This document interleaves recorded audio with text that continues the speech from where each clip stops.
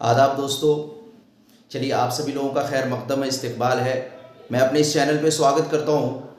जैसा कि हम सभी लोग जानते हैं कि इंटर का एग्ज़ाम चल रहा है बिहार बोर्ड का, और फिर जो है सीबीएसई बोर्ड का भी साथ में चल रहा है, और फिर इसके बाद जो है ना मैट्रिक का एग्ज़ाम शुरू होना है। तो उसी को ध्यान में रखते हुए मैं आप तमाम दोस्तों के लिए, आप तमाम भाइयों के लिए, आप तमाम बच्चों के लिए मैं एक सीरीज़ लेकर आया हूँ ऑब्जेक्टिव क्वेश्चंस का, जो कि आज से 15 दिनों तक लगातार आपको मिलता रहेगा। तो जो लोग मेरे चैनल पर पहली बार आ रहे हैं, मुझे पहली बार देख रहे हैं, तो चैनल को सब्सक्राइब कर लीजिएगा, बेल आइकन प्रेस कर लीजिएगा।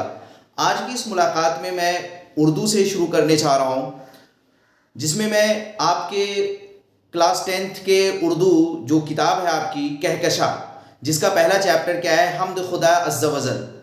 तो अज़्ज़ वजल से रिलेटेड क्या ऑब्जेक्टिव क्वेश्चंस हो सकते हैं, क्या सवाल हो सकते हैं, मैं उसे आपके सामने लिख रहा हूँ और आपको मैं बताने की कोशिश कर रहा हूँ। ध्यान से पूरे वीडियो को देखिएगा, ताकि कोई भी सवाल जो मारूजी सवालात में से उर्दू में आपसे पूछा जाए, जिसको इंग्लिश में आप ऑब्जेक्टिव क्वेश्चंस के नाम से जानते हैं, उन क्वेश्चंस को, उन सवालों को हल करना आपके लिए क्या हो सके, आसान हो सके।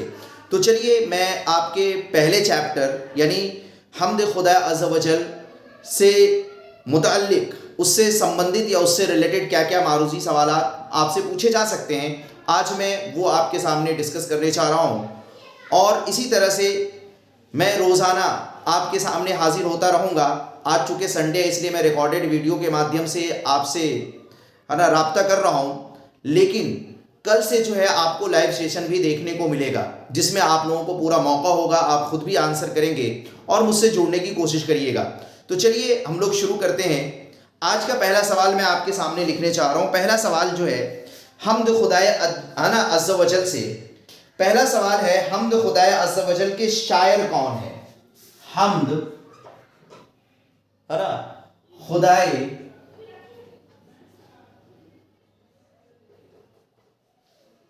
अज़्ज़ वजल, हम्द खुदाए अज़्ज़ वजल के शायर कौन हैं, आपसे ये पूछा जा रहा है। यानी किनके जरिए ये हम्द खुदाए अज़्ज़ वजल जो है लिखा गया है, ये आपसे पूछा जा रहा है। इसके ऑप्शन देखिए क्या है। ए ऑप्शन है सैयद मोहम्मद मोहसिन। ए ऑप्शन क्या है आपका, सैयद मोहम्मद मोहसिन। बी ऑप्शन है आपका, बी ऑप्शन है sir Syed, sir Syed. C option है आपका, ध्यान से पढ़िएगा ऑप्शन को, सी ऑप्शन है आपका है ना सुहैल अजीमाबादी। सुहैल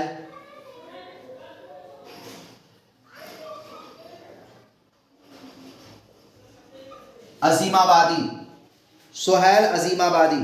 और डी ऑप्शन है शबनम कमाली, और आपका डी ऑप्शन है शबनम कमाली, है ना। ये पहला सवाल आपके सामने मैंने लिखा है क्या, हम्द खुदाए अज़्ज़ वजल है ना के शायर कौन है, किसने इसको लिखा है, इसके शायर कौन है। तो आपको पता भी होगा है ना कि इसका ऑप्शन जो आंसर सही होगा वो डी होगा। शबनम कमाली साहब ने इस है ना हम्द को लिखा है, जिसमें खुदा की तारीफ की गई है। लेकिन हाँ, ये जो बाकी का ऑप्शंस आप देख रहे हैं, सुहैल अजीमाबादी, सर सैयद, सैयद मोहसिन, मोहम्मद मोहसिन, ये भी कहीं ना कहीं आपके निसाब में है, लेकिन इनके तरफ से जो तखलीक दी गई है, आपके निसाब में जो दिया गया है, अगर आप सैयद मोहम्मद मोहसिन की बात करें तो इन्होंने अफसाना लिखा है फरार नाम से। इनका अफसाना क्या है, मोहसिन साहब का फरार, याद रखिएगा। आपके निसाब में क्या है, फरार अफसाना है जो सैयद मोहसिन साहब का है। और अगर आप सर सैयद की बात करें तो इन्होंने एक मजमून दिया है जिसका नाम क्या है, रिया। ये एक मजमून है सर सैयद अहमद साहब का, जो आपके निसाब में है। और सुहैल अजीमाबादी जी का जो है ना अफसाना है, और वो अफसाना क्या है, भाईजान। आप याद रखिएगा, वो अफसाना क्या है, भाईजान। तो सुहैल अजीमाबादी साहब का आपके सिलेबस में, आपके निसाब में क्या है, भाईजान अफसाना है। सैयद मोहम्मद मोहसिन जी का भी क्या है, अफसाना है। लेकिन सर सैयद अहमद खान साहब का जो है रिया नाम से क्या दिया गया है, एक मजमून दिया गया है। तो जो हमद खुदाए अज़्ज़ वजल के शायर हैं वो कौन है? शबनम कमाली साहब। और मैं यहाँ पर बताता चलूँ आपको कि ये शबनम कमाली जो है ना, इनका क्या है? तखल्लुस है। शबनम कमाली इनका नाम नहीं है। आपसे ये भी कभी सवाल पूछा जा सकता है इनका असल नाम क्या है, तो आपको पता होना चाहिए शबनम कमाली साहब जो है इनका तखल्लुस है। इनका असल नाम क्या था? मुस्तफ़ा रज़ा। असल नाम क्या है? मुस्तफ़ा रज़ा। तो याद रखिएगा शबनम कमाली इनका क्या है? तखल्लुस है। अब यहाँ पर बात आती है तखल्लुस किसे कहा जाता है, तो याद रखिएगा तखल्लुस उस नाम को कहा जाता है, यानी वो नाम जिसे शायर अपने असल नाम के बदले में इस्तेमाल करे, उसे क्या कहा जाता है? तखल्लुस कहा जाता है। जैसे है ना, बहुत सारे लोगों के साथ आपने देखा होगा कि अपने नाम के साथ जो है ना वो जोड़ दे, जैसे कोई साहिल जोड़ दिया जाता, कोई अपने नाम के साथ साहिल जोड़ देते हैं, तो कोई जो है शबनम कमाली यहाँ इन्होंने जोड़ दिया। इसी तरह से आपको बहुत सारे नाम मिल जाएंगे जिसमें जो असल नाम होता है ना उसकी जगह पे शायर कोई दूसरा नाम क्या करता है? इस्तेमाल करता है। उसी को हम क्या कहते हैं? तखल्लुस कहते हैं। तो शबनम कमाली इनका क्या था? तखल्लुस था। चलिए अगला क्वेश्चन हम लोग देखते हैं। उम्मीद कि आपको मेरी बातें अच्छी लगेगी और ध्यान से पूरा वीडियो देखिएगा, क्योंकि हो सकता है कि जो भी मैं बता रहा हूं ये सीरीज में लेकर आया हूं, 15 दिनों में आपकी पूरी तैयारी हो जाएगी और उम्मीद कि आपको अच्छे है ना मार्क्स मिलेंगे। ठीक है, दूसरा सवाल है बज़्म कायनात में खुदा का क्या है? बज़्म कायनात, बज़्म कायनात में खुदा का क्या है, ये आपसे पूछा जा रहा है ना। हम जो लिखा है शबनम कमाली साहब ने, ठीक है, तो उसमें बज़्म कायनात के बारे में बात की गई है, जो कि लाइन आपके सामने है ना, मैं पढ़ भी सकता हूं, ऐसी कोई बात नहीं है, आप सुन भी सकते हैं, लेकिन आपने अगर पढ़ा हो किताब तो आपको पता होगा है ना। बज़्म कायनात के बारे में जिक्र किया गया है हमद में, ठीक है, तो देख सकते हैं इसमें कहा गया है कि कुदरत खास का तेरी अक्स है बज़्म कायनात, कुदरत खास का तेरी अक्स है बज़्म कायनात, ये आया है बाज़ाब्ता। तो उसी से संबंधित, उसी से मुताल्लिक आपसे सवाल पूछा जा रहा है। ए ऑप्शन है बज़्म कायनात में खुदा का क्या है, बज़्म कायनात में खुदा का क्या है, ये आपसे पूछा जा रहा है। ए ऑप्शन है अश्क, ऑप्शन को ध्यान से पढ़िएगा। बी ऑप्शन है आपका, बी ऑप्शन है कुरैश, बी ऑप्शन है कुरैश, सी ऑप्शन है आपका है ना नक्श, नक्श, और डी ऑप्शन है आपका अक्स। डी ऑप्शन क्या है आपका? अक्स। ये आपसे पूछा जा रहा है ना कि भाई ए ऑप्शन क्या है? अश्क, बज़्म कायनात में खुदा का क्या है। तो इस जो हमद के अंदर जो बात हुई है वो क्या कहा गया है? अक्स कहा गया है। बज़्म कायनात में खुदा का क्या है? अक्स है। तो यहां पर हमारा सही जो जवाब होगा वो डी ऑप्शन हो जाएगा, अक्स। अक्स का मतलब क्या होता है? अक्स कहते हैं एक तरह से हम शक्ल या उसकी परछाई, ये आप कह सकते हैं, उसे अक्स कहा जाता है। जैसे आप कभी आईना दिखाएं या पानी में आप देखें तो उसमें आपका चेहरा दिखेगा, ये क्या है? अक्स है, समझिएगा। और अश्क किसे कहते हैं? अश्क आंसू को कहा जाता है, ठीक है। कुरैश एक कबीले का नाम है। अगर आप नक्श की बात करें तो नक्श का मतलब क्या होता है? नक्श का मतलब होता है अस्र या तिमसाल, मिसाल, या फिर आप अस्र कह सकते हैं, प्रभाव जिसको हिंदी में आप कहते हैं, तो वो क्या है? नक्श है। तो यहां पर जवाब सही क्या होगा? अक्स हो जाएगा, डी ऑप्शन, ठीक है। चलिए तीसरा सवाल देखिए, तीसरा क्वेश्चन देखिए क्या है,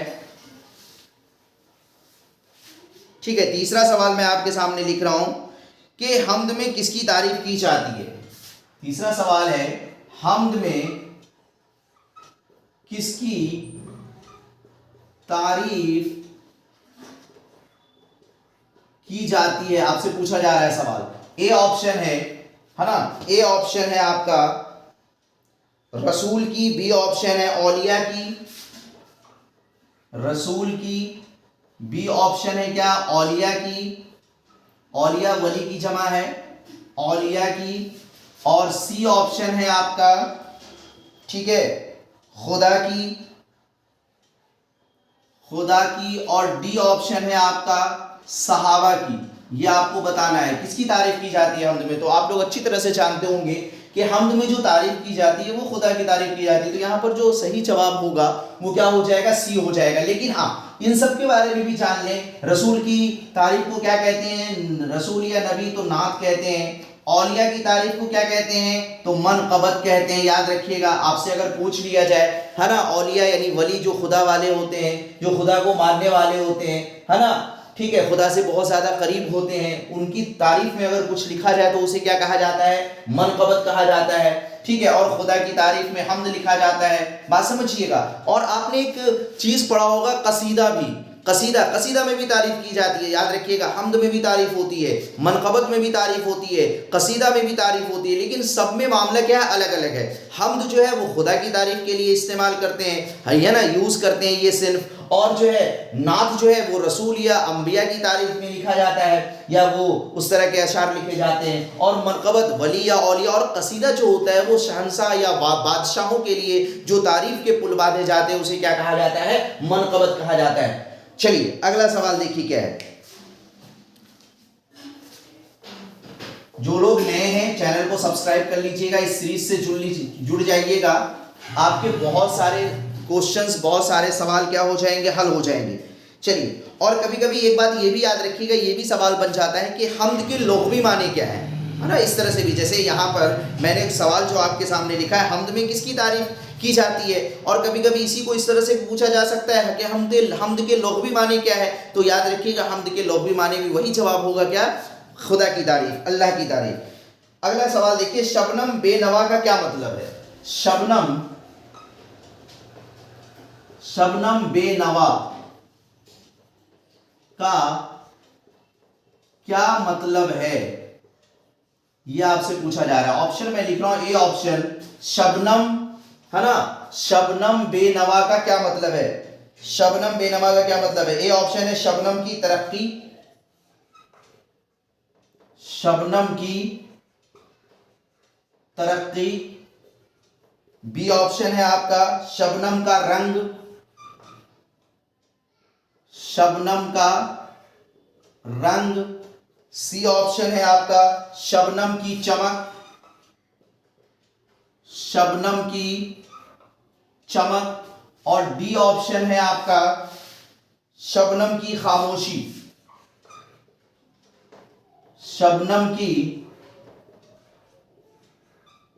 खामोशी। देखिए ये ऑप्शंस मैंने लिखे, आपके नज्म में ये लफ्ज आया है बेनवा, इसका मतलब पूछा जा रहा है कि शबनम बेनवा का क्या मतलब है? शबनम की तरक्की है ना, शबनम का रंग है, शबनम की चमक है, शबनम की खामोशी। तो आपका जवाब क्या होना चाहिए? डी, शबनम की खामोशी। देखिए शबनम तो शबनम है, और बेनवा का मतलब क्या होता है? बेनवा का मतलब होता है खामोशी। याद रखिएगा, बेनवा का मीनिंग क्या होता है? खामोशी। चलिए अगला सवाल देखते हैं हम लोग।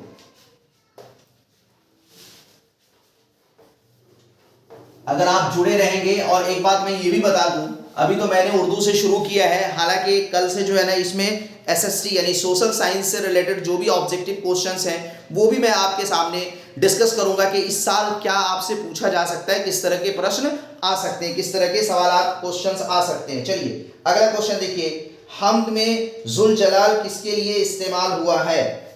हम्द में एक लफ्ज इस्तेमाल किया गया है, हम्द में जुल जलाल किसके लिए, हम्द में जुल जलाल किसके लिए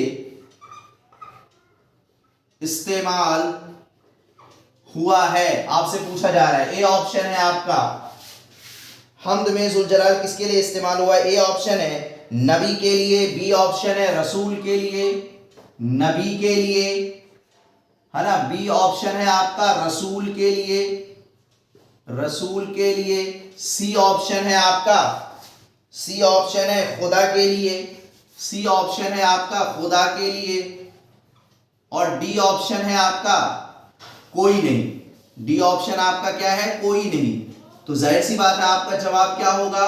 खुदा के लिए। यहां पर आंसर क्या होगा? सी होगा, है ना। देखिए मैं हर उस तरह के सवाल आपको बताने की कोशिश कर रहा हूं जिसके आने के इम्कानात ज्यादा हैं, जो मुमकिन है कि वो आपसे पूछ लिया जाए। तो एक बार सुने रहेंगे तो चीजें आपको क्या रहेंगी? याद रहेंगी, और जाकर आप एग्जाम में सॉल्व कर लेंगे तो आपको अच्छे नंबर मिल जाएंगे और अच्छे नंबर से आप पास होंगे। ठीक है, तो खुदा की तारीफ के लिए हम्द वर्ड यूज करते हैं, और खुदा के लिए जो जुल जलाल वर्ड जो आपके इस हम्द में इस्तेमाल किया गया है वो किसके लिए? खुदा के लिए यूज किया गया है। इस वर्ड को समझते हैं। जू का मतलब क्या होता है? वाला, और जलाल का मतलब जलाल यानी पावर, ताकत, है ना। तो ताकत वाला या गुस्से वाला कौन है, जलाल वाला कौन है, तो जाहिर सी बात है खुदा है।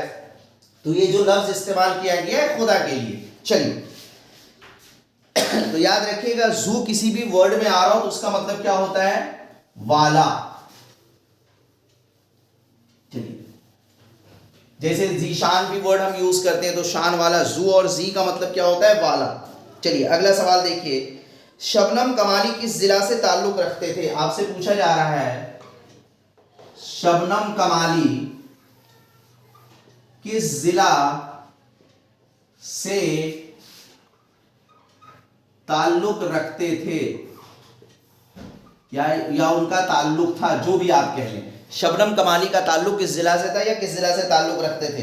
ए ऑप्शन है पूर्णिया, बी ऑप्शन है दरभंगा, ए ऑप्शन है आपका पूर्णिया, बी ऑप्शन है आपका, है ना, दरभंगा, सी ऑप्शन है आपका सीतामढ़ी, सीतामढ़ी,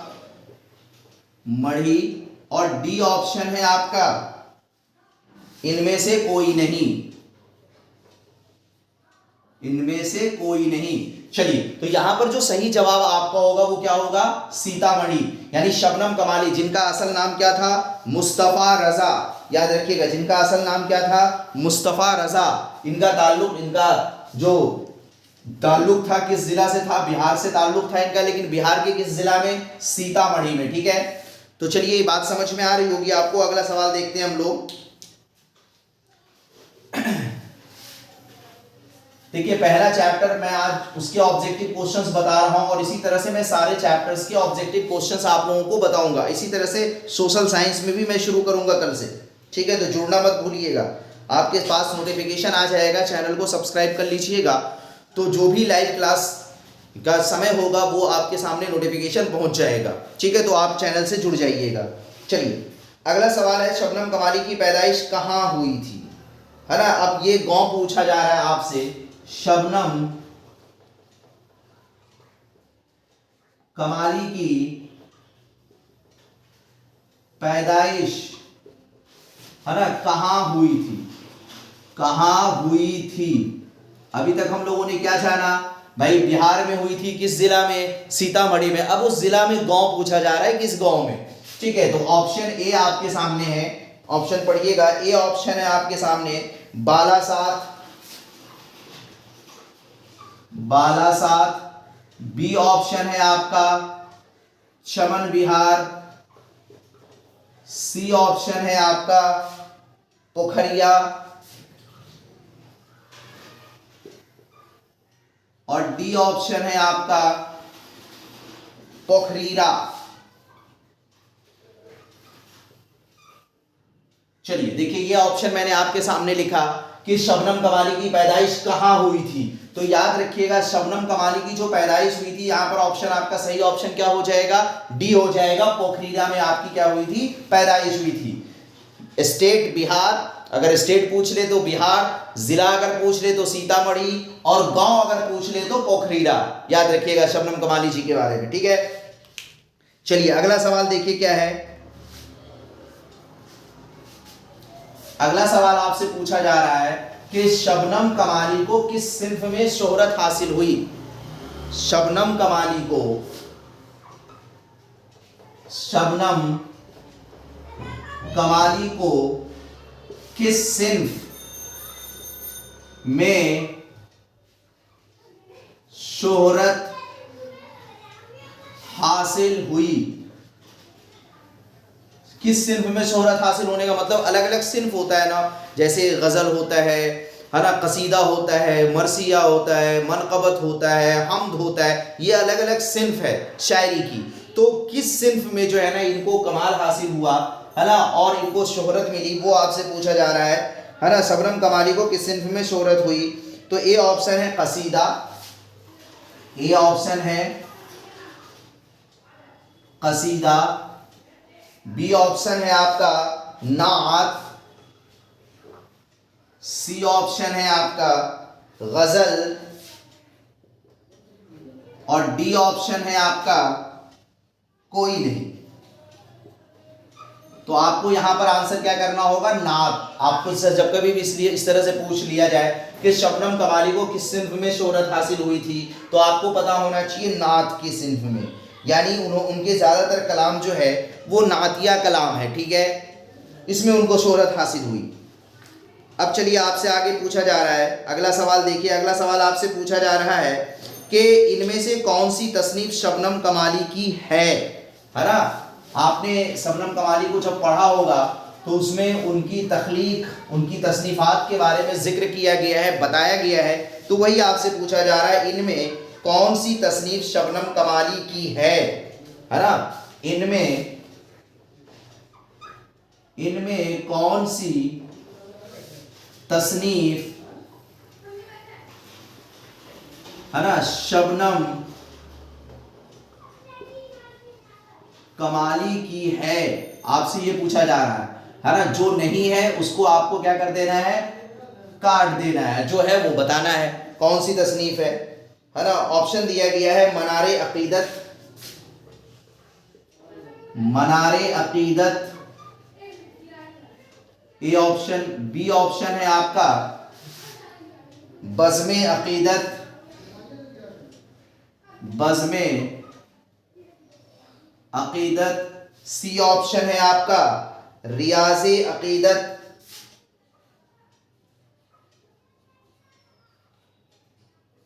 रियाज़े अकीदत, और डी ऑप्शन है आपका फर्शे अकीदत।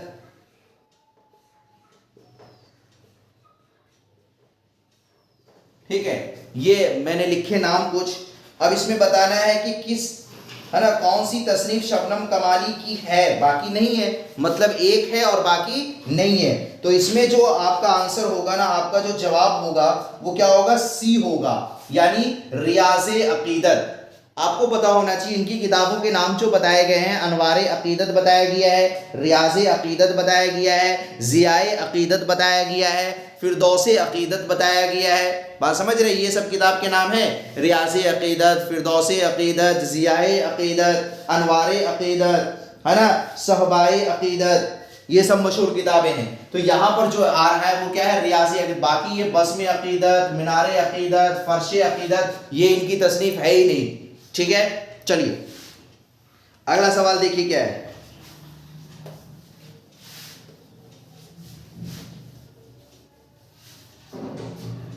अगला सवाल है शबनम कमाली की नातिया शायरी कितने मजमूए शाये हो चुके हैं। शबनम कमाली, शबनम कमाली के नातिया शायरी के, नातिया शायरी के, नातिया शायरी के कितने मजमूए, कितने मजमूए शाये हो चुके हैं, ये आपसे पूछा जा रहा है, शाये हो चुके हैं। ऑप्शन ए है आपका, ऑप्शन ए है 4, ऑप्शन ए है 4, ऑप्शन बी है 5, ऑप्शन सी है 6, ऑप्शन डी है आपका 7, है ना। ये आपको बताना है कितने शाये हो चुके हैं। तो आपको पता होना चाहिए कि इनके 5 मजमूए क्या हो चुके हैं, शाये हो चुके हैं नातिया शायरी के। कितने, 5 मजमूए। तो कभी भी आपसे पूछ ले अगर कि शबनम कमाली के नातिया शायरी के कितने मजमूए शाये हो चुके हैं, तो 5 मजमूए शाये हो चुके हैं अब तक। ठीक है, अगला सवाल देखिए। अगला सवाल मैंने जो इसमें बनाया है, शबनम कमाली का असल नाम क्या है। तो अभी मैं बार बार बोल ही रहा था कि शबनम कमाली साहब का असली नाम क्या है, मुस्तफ़ा रज़ा। तो उसे लिखने की ज़रूरत नहीं, बताने की ज़रूरत नहीं है। अगला सवाल इसमें मैंने जो बनाया है, शेर में मिसरे की तादाद होती है, शेर में मिसरे की कितनी तादाद होती है ना, ये आपसे पूछा जा रहा है। शेर में मिसरे की कितनी तादाद होती है, शेर में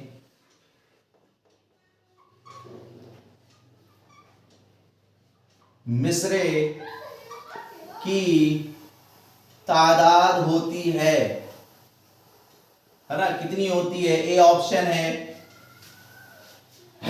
ए ऑप्शन है आपका 1, 2, 3, ए, बी ऑप्शन है 2, सी ऑप्शन है 3 और डी ऑप्शन है कोई नहीं।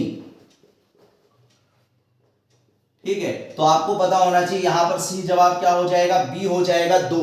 यानी शेर में जो मिसरे की तादाद होती है ना वो कितनी होती है, 2 होती है। बात समझ रहे हैं?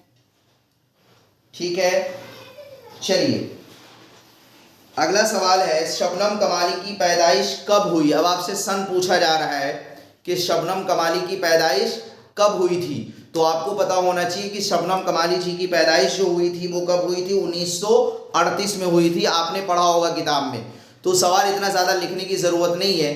तो आज ये स्टार्ट मैंने किया है, जो कि रिकॉर्डिंग के माध्यम से मैं आपसे रब्ता कर रहा हूँ। बाकी कल से जो है ना लाइव सेशन चलेगा, तो चैनल से जुड़ना मत भूलिएगा। मैं इसी तरह से पूरे आपकी जो उर्दू की किताब है उसमें जितने भी मारूजी सवालात बन सकते हैं, जो भी सवाल हो सकता है वो मैं आपके सामने क्या करूँगा, डिस्कस करूँगा। तो जुड़ना मत भूलिएगा। आपके सामने नोटिफिकेशन पहुँच जाएगा, लेकिन शर्त ये है कि आप जब चैनल को सब्सक्राइब करेंगे तभी आप तक क्या पहुँचेगा, नोटिफिकेशन पहुँचेगा। Okay, thank you. चलिए, अस्सलाम वालेकुम।